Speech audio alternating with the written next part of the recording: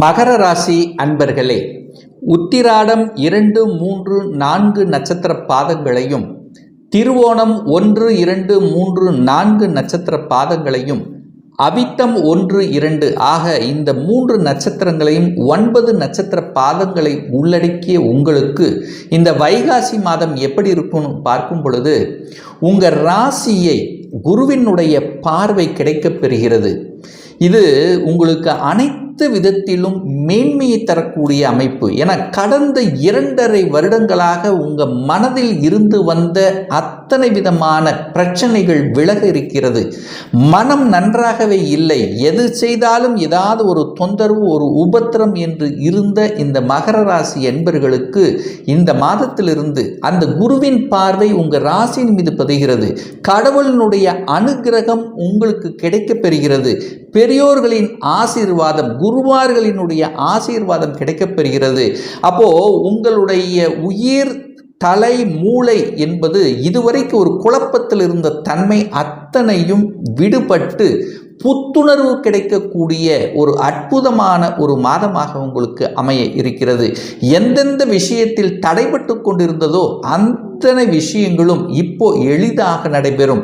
என குரு என்கின்ற ஒரு கிரகம் 5ஆம் இடம் என்கின்ற பூர்வ புண்ணியஸ்தானத்தில் அமர்ந்து கொண்டு உங்கள் ராசியை பார்ப்பதும், அதே சமயத்தில் 9ஆம் இடம் என்கின்ற பாக்கியஸ்தானத்தை பார்ப்பதும், 11ஆம் இடம் என்கின்ற லாபஸ்தானத்தை பார்ப்பதும், இந்த குருவால பலவிதமான நன்மைகள் இந்த மாதத்திலிருந்து உங்களுக்கு கிடைக்கப் பெறுகிறது அப்படின்னு எடுத்துக்கலாம்.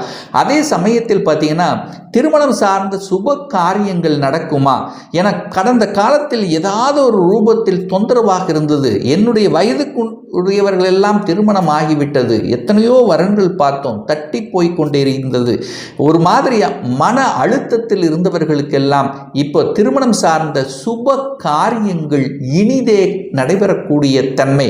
ஏன் சொல்றேன்னா, குரு 5ஆம் இடத்தில் இருந்து கொண்டு பாக்கியஸ்தானத்தை பார்க்கிறார். ஒரு நல்ல பாக்கியம் உங்களுக்கு கிடைக்கப் பெறுகிறது.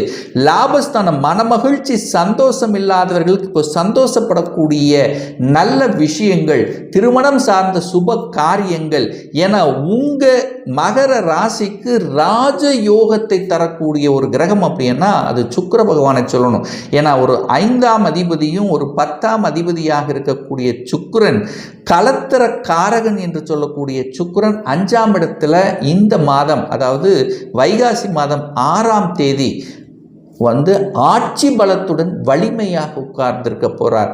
அப்போ களத்திர காரகன் என்று சொல்லக்கூடிய சுக்கிரன் ஆட்சி பலத்தோட வலிமையாக இருக்கின்ற இந்த காலகட்டம் அந்த குரு நல்ல விதமாக இருக்கிறதுனால இதுவரைக்கும் சுப காரியங்கள் நடக்கலைன்னா இப்போ இந்த மாதம் சுப காரியங்கள் நடக்கக்கூடிய தன்மை, இன்னாருக்கு இவர் என்று அறிமுகப்படுத்தக்கூடிய தன்மை, ஒரு சிலருக்கு திடீரென்று நிச்சயதார்த்தமாகக்கூடிய அத்தனை அம்சங்களும் இந்த காலகட்டம் உங்களுக்கு சிறப்பாக இருக்கிறது.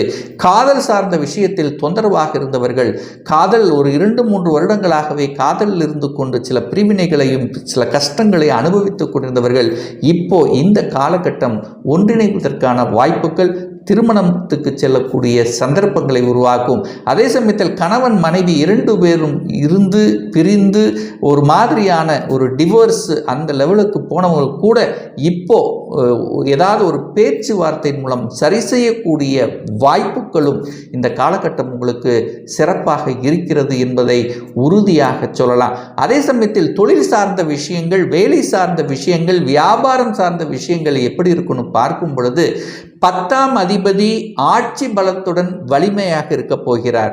அதே சமயத்தில் இப்போ பார்த்தீங்கன்னா புதனோட சுக்கிரன் இணைந்து அந்த 10ஆம் இடத்தை பார்க்கிறார்.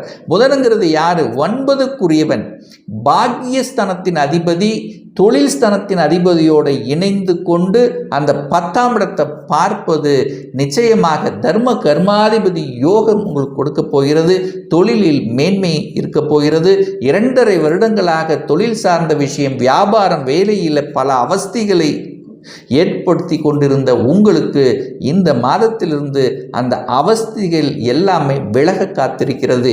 உங்களை யாரெல்லாம் தொந்தரவு படுத்தி கொண்டிருந்தார்களோ, யாரெல்லாம் முதுகில் குத்தி கொண்டிருந்தார்களோ, யாரெல்லாம் எதிர்ப்பு கொடுத்து கொண்டிருந்தார்களோ அது எல்லாமே விலக காத்திருக்கிறது இந்த மாதத்திலிருந்து அப்படிங்கிறத உறுதியாக சொல்லலாம். ராகு 3ஆம் இடத்தில் உபஜயஸ்தானத்தில் இருக்கும்போது நிச்சயமாக ஒரு நல்ல தைரிய வீரியத்தை கொடுக்கும். எதையும் செய்யலாம், எதையும் தாங்கலாம் என்கின்ற அந்த உறுதிப்பாடு இருந்தது.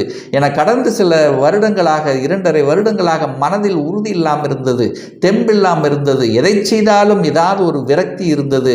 இப்போ அது அத்தனையும் மாற காத்து கொண்டிருக்கிறது இந்த மகர ராசி அன்பர்களுக்கு.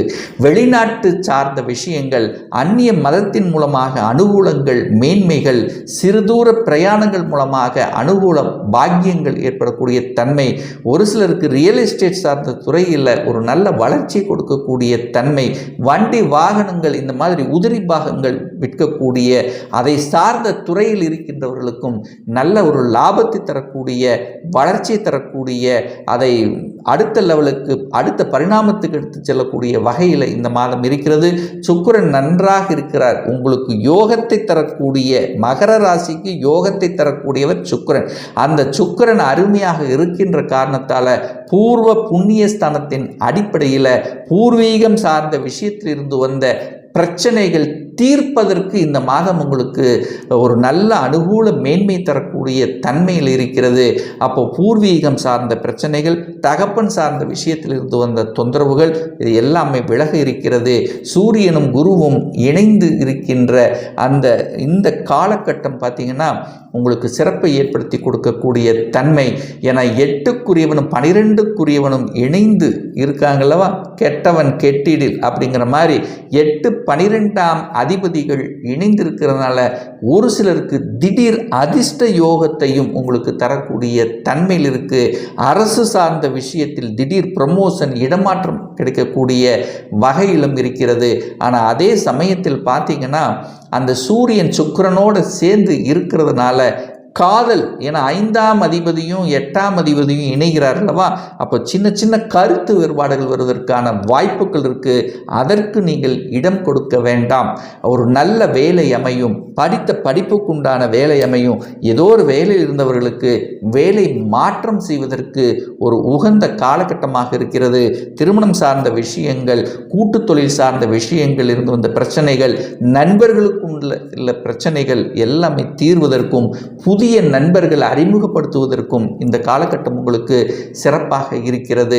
அதே சமயத்தில் அந்த பாக்கியஸ்தானம் என்று சொல்லக்கூடிய அந்த அதிபதியாக இருக்கக்கூடிய புதன் பகவான் 4ஆம் இடத்தில் உட்கார்ந்திருக்கிறதுனால ஒரு சிலருக்கு வீடு வாங்கக்கூடிய யோகம், ஒரு சிலருக்கு புதிய வண்டி வாகனங்கள் வாங்குவதற்கும் இந்த காலகட்டம் உகந்ததாக இருக்கிறது.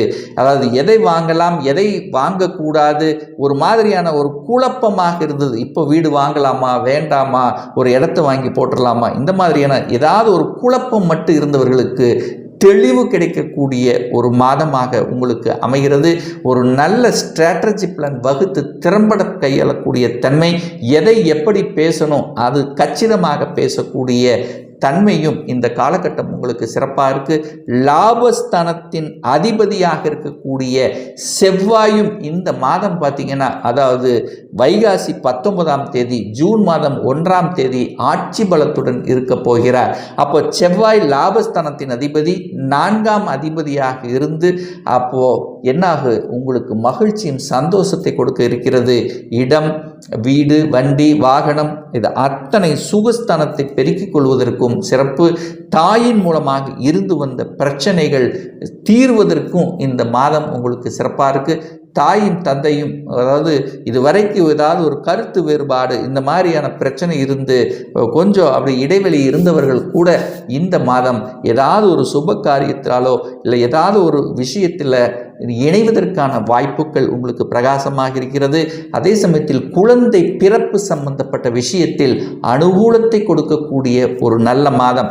குழந்தை காரகனான குரு பகவான் குழந்தை ஸ்தானத்தில் அமர்ந்திருந்து அந்த குழந்தை ஸ்தானத்தின் அதிபதியாக இருக்கக்கூடிய சுக்கிர பகவான் ஆட்சி பலம் பெற்று வலிமையாக இருந்து 11ஆம் இடமான லாபஸ்தானத்தை பார்க்கறதுனால நிச்சயமாக குழந்தை செல்வத்தின் மூலமாக ஒரு நல்லவைகள் நடக்கக்கூடிய தன்மை, ஒரு புதிய உறுப்பினர் உங்கள் குடும்பத்துக்கு வரக்கூடிய தன்மை, அதாவது திருமணமானவர்கள் அப்படின்னா ஒரு வருடத்தில் திருமணமானவர்களுக்கு திடீரென்று குழந்தை பிறப்புக்கு கிடைக்கக்கூடிய தன்மை, பெரியவர்களாக இருந்தால் நீங்கள் தாத்தா பாட்டிகளாக மாறுவதற்கும், அதாவது ஒரு உறுப்பினர்கள் உங்கள் வீட்டில்